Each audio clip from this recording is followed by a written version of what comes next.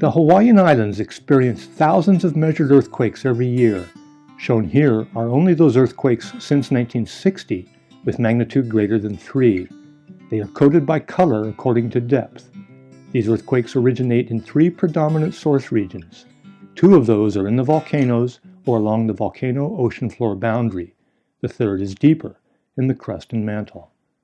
Shown first are those earthquakes associated with magma accumulation and movement beneath the volcanoes as the magma rises through the crust, breaking rock in the process.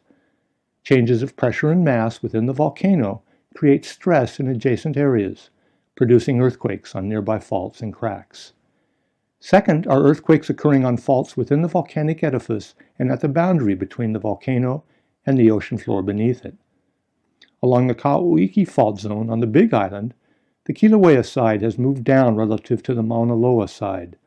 Along the Helena Pali, the coastal block has dropped relative to the Kilauea block.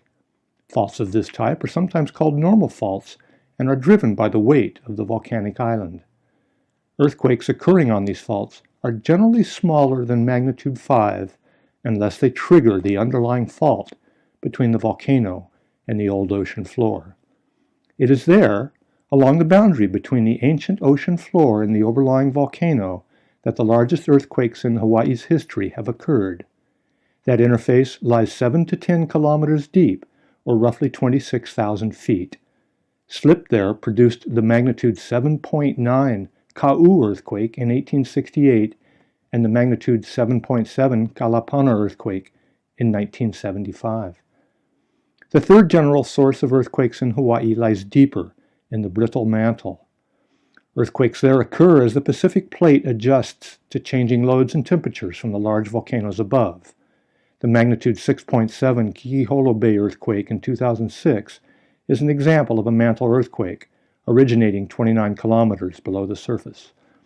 These deep earthquakes occur widely, though infrequently, among the other Hawaiian islands as well. Deep earthquakes are the likely suspect for 3 magnitude 6 or greater events that occurred around the islands of Molokai in 1870, Lanai in 1871, and Maui in 1938.